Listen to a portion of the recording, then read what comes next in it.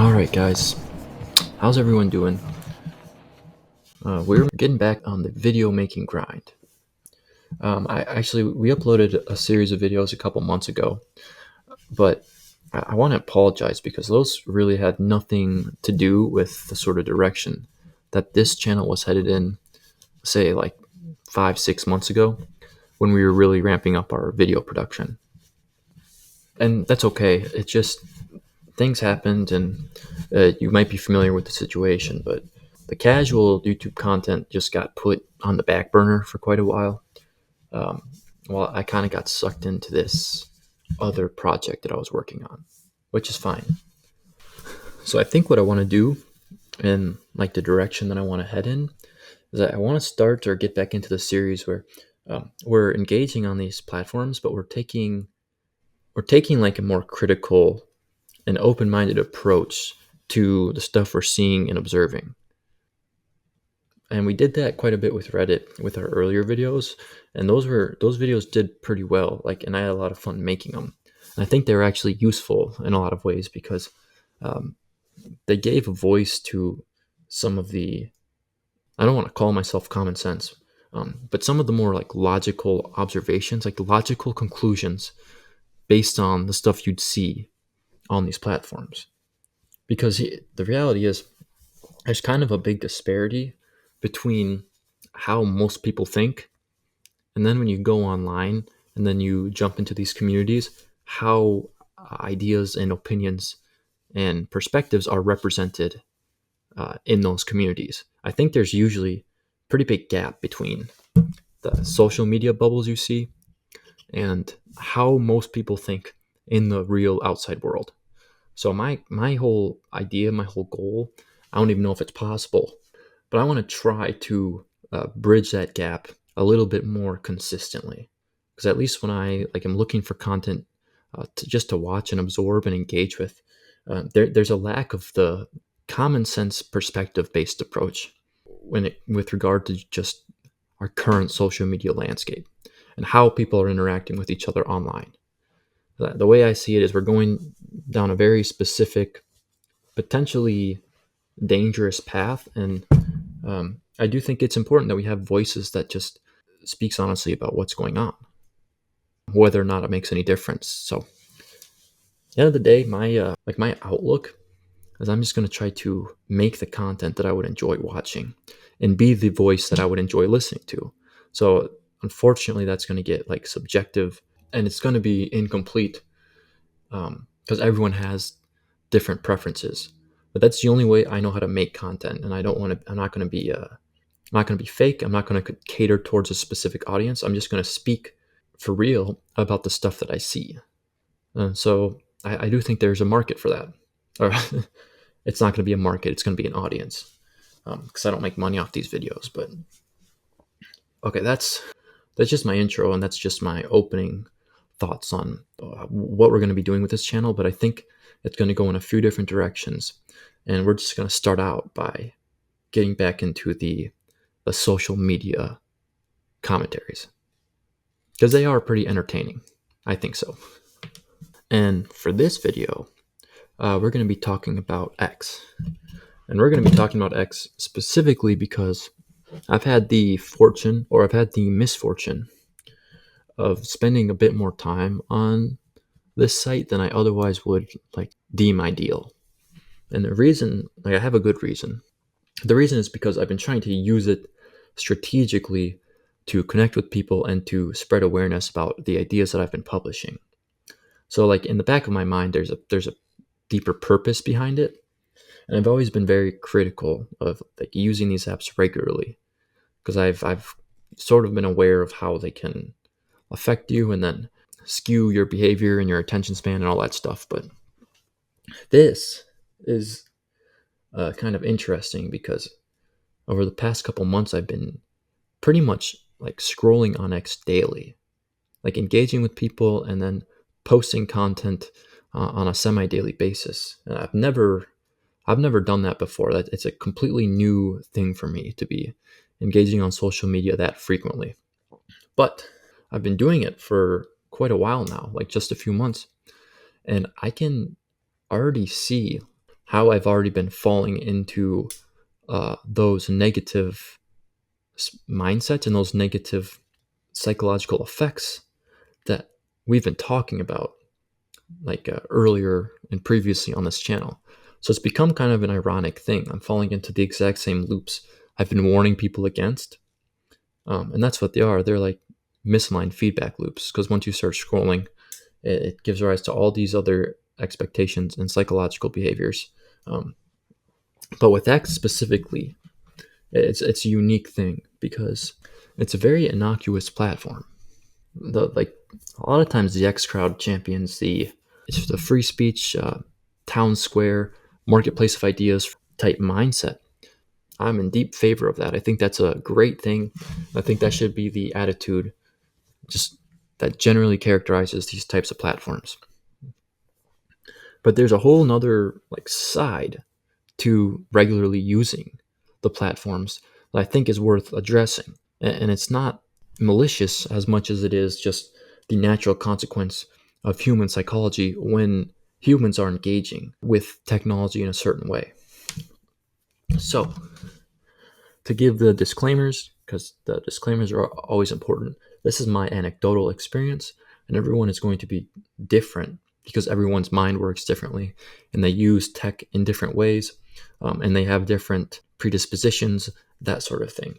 But this is coming from someone who traditionally doesn't spend too much time on short form content and short form media. Pretty much up until these past few months, I've always preferred reading books. I suppose I know that's becoming outdated, but reading books, looking for articles and essays and publications online. I like watching YouTube videos, longer YouTube videos, and just listening to people go in depth around a variety of ideas and topics. And that's what I'm used to. And I might be biased in thinking that is how that elicits a more productive type of mindset. I'll admit, I think it's preferred. So I've always tried to gear myself towards that type of content. But now lately, over the past few months, I've found myself more and more falling into the habit of just scrolling. I've talked about scrolling before. We've looked at studies and the research that goes into detail on the type of effects you can see when you spend a lot of time scrolling. But now it's funny because I've become a case study, like a real life example of how your psychology can actually change when you're doing it for an extended period of time. So I'm probably as deep into it now as I've ever been. And a couple things that I'll just note and point out is that I can 100% feel the attention span aspect. Because, I guess it's like any habit you have. Once you get into a habit, you start to think about it more subconsciously, and then you're just drawn towards participating in that habit or indulging that habit. And so I think that's another factor that's worth mentioning too. At the end of the day, you can rationalize it, you can cast it in any way you want. But when you've gotten to the point where you're psychologically dependent on checking these apps on a regular basis, for some people it's a couple times a day, and maybe that's not that bad or whatever. But I know some people, and you can just tell based on how frequently people are posting and replying and liking and engaging, that it's for many an hourly thing, if not every 20-30 minutes, that they are logging in and engaging with short form content.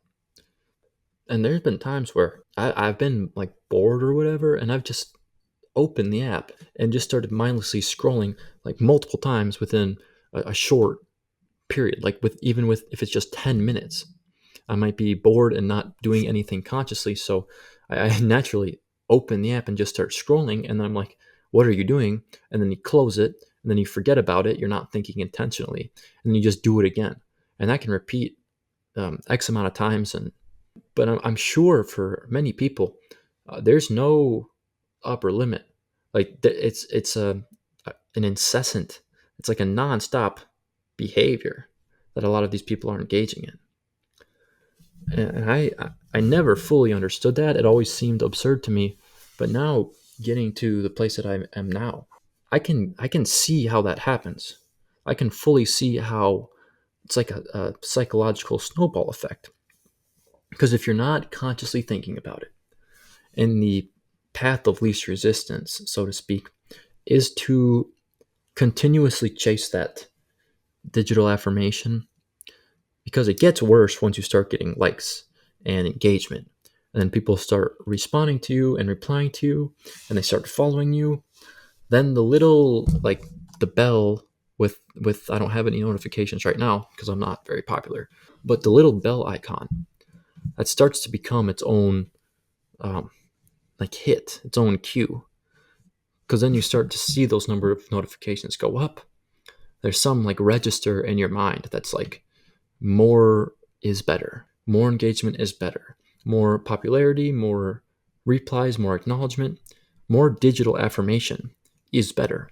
So that becomes, whether you're thinking about it actively or not, that becomes the metric that you start subconsciously chasing.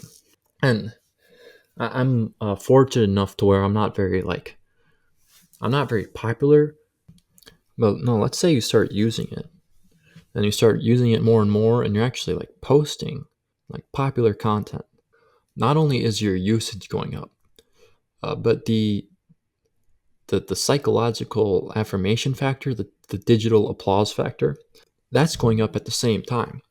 So they kind of synergize, they feed off of each other, and then they grow exponentially to the point where your use and your self appraisal is becoming intertwined with the number of bell notifications that you're getting on these social media apps. And that's when I think this isn't just X, this is probably any social media that you use, whether it's TikTok or Instagram. I think that's when it gets, like, insanely dangerous, because there is no upper bound, like we said earlier. There's no limiting factor that kind of stops that snowball once it starts taking off. And I can harp on this forever. I kind of am harping on it forever. But the reason it's so kind of worrisome to me is because of the zeitgeist and the cultural attitude that we currently have towards these behaviors and these platforms. And I'm sure that's anecdotal as well. And I'm sure it depends on who you spend your time with and who you talk to, and then the tech bubbles that you're in. But these sorts of addictions, they're not treated as addictions. If anything, at worst, they're often treated as habits. People say, like, oh, I spend too much time on social media, XYZ, but there's not a lot of conscious, like, intentional thinking behind, like, what's actually occurring once you get addicted in this way. And I think part of that is because, like, the reason is because everyone does it. Almost everyone uses these apps in some way. So when you look around, and it's like, not only does everyone use them, but it almost becomes a matter of, well, who has more followers, who gets more likes, and who is engaging in a way that elicits the most popularity. And I know for a fact that is how it works for some people. That's the mechanism, that is the dynamic at play when it comes to thinking about how ideal these platforms are. It's not, what is this doing to my brain? It's not, what is this doing to my psychology? It's, how popular am I on these apps? And hey, no, I've started to think that way as well, especially when, like, you're working on trying to get engagement, but everything is a trade-off, right? So you do have to ask the question of, like, what is the cost of this? What is the cost of prioritizing these types of metrics? And am I doing it in a way that is, like, well balanced, or is it starting to take over? And am I failing to set limitations for myself with regard to how much I'm using these things and how deeply I'm engaging with these things. And I'm sure, depending on the type of person you are, it also becomes a question of, am I identifying with the metrics and my online identity, so to speak, in a way that spills over into my real life identity? Because in a way, those things are going to be intertwined. It is your identity in a certain way, like it is your online identity, and that identity is still real. So, like, I'm not trying to downplay that. It is important for a lot of people. I'll acknowledge that. But all right, I've been harping on this for quite a while. I want to move on to the last point that I had in mind, and that is the more aggregate effects of this sort of thing. And it's also going to be anecdotal, but it's based on the reality of how the cultural landscape is changing, and the generation of youth that is growing up, and even young adults. I mean, it can apply to everyone really, but the younger people are the most susceptible, and their brains are being formed. So it's more critical. Well, this could have a more critical impact on that age group.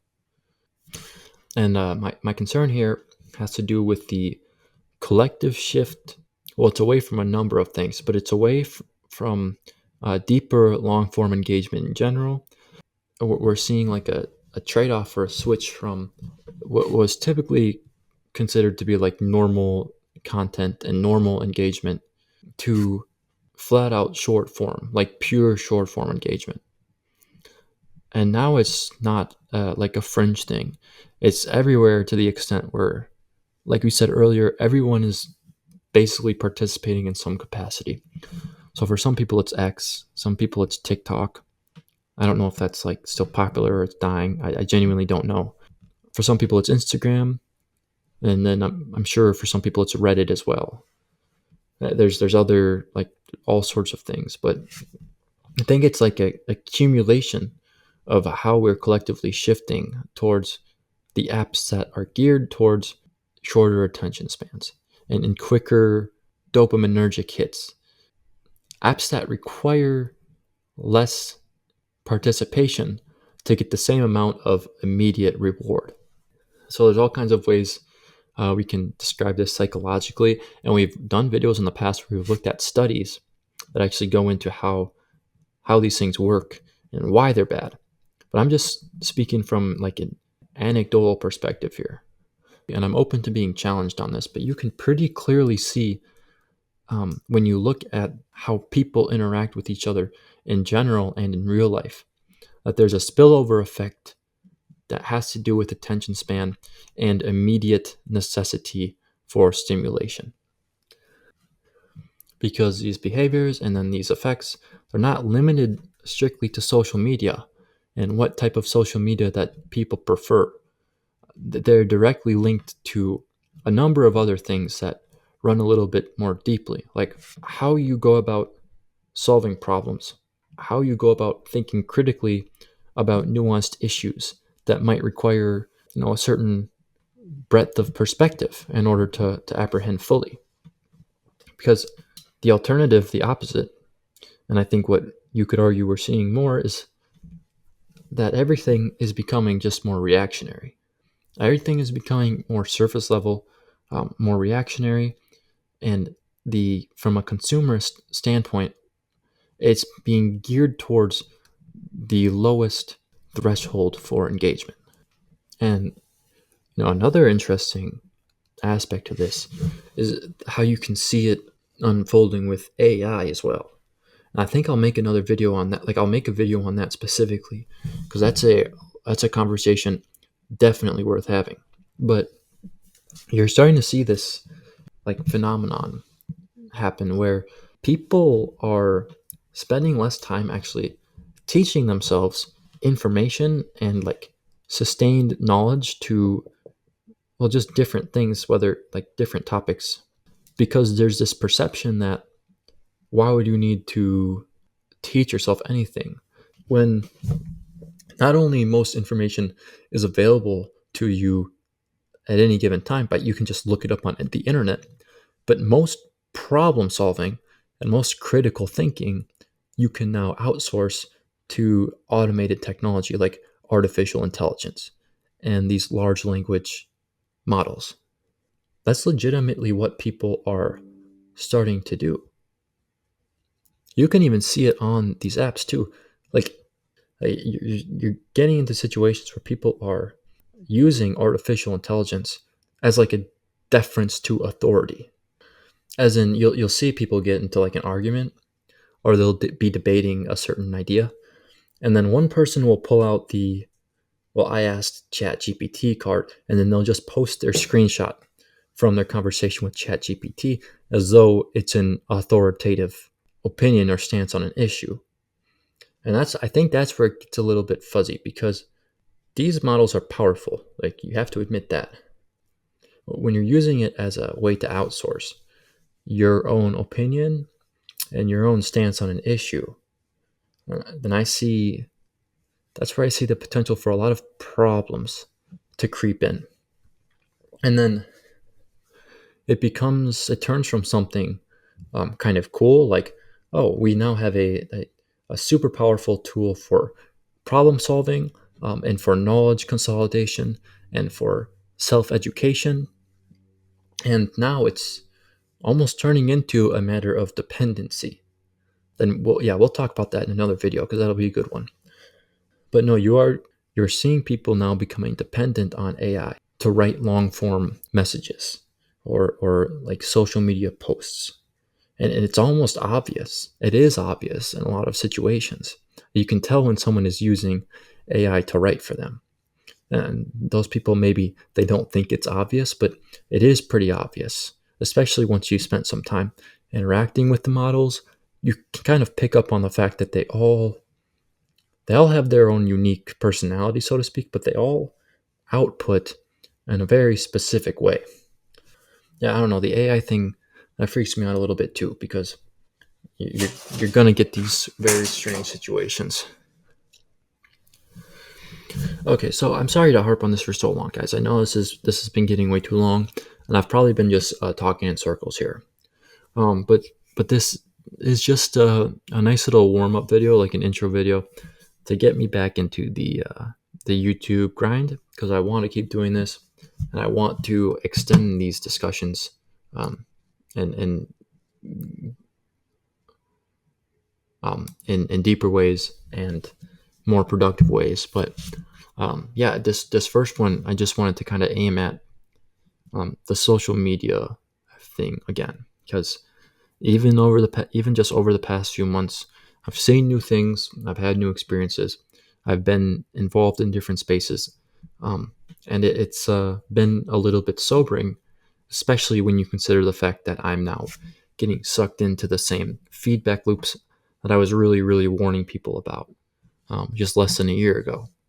So I'm trying, that's a personal thing. I'm trying my best to stay productive and mature with regard to my usage of these platforms and these apps, but it is all just to say and to further demonstrate um, how no one is really, there are some people with insane discretion, but no one is really safe from the basic psychological dangers that are inherent to regular use with these apps. And that's all my messages for today. So, yeah, I don't know. Maybe you guys are seeing other things, or you've had different experiences, or maybe X is just the greatest thing imaginable to you, and you are very upset that I would disgrace it in this way. In which case, that's totally fair. I'd love to know what you think, and I would love to get some opposing opinions on this as well. But I think that we are kind of scratching the surface of some habitual behaviors that are not fully ideal or conducive to how human minds are meant to operate and congregate with each other.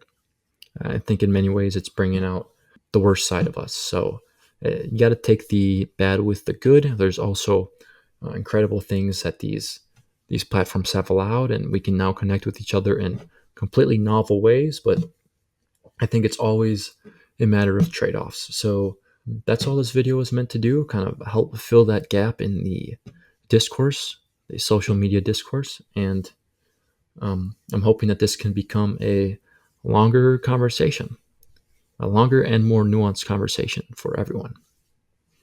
All right, but I appreciate it if you've made it to the end. I'm impressed as usual, and we'll ramp up the quality. These videos will get better, I promise you guys. So thanks for hanging in there.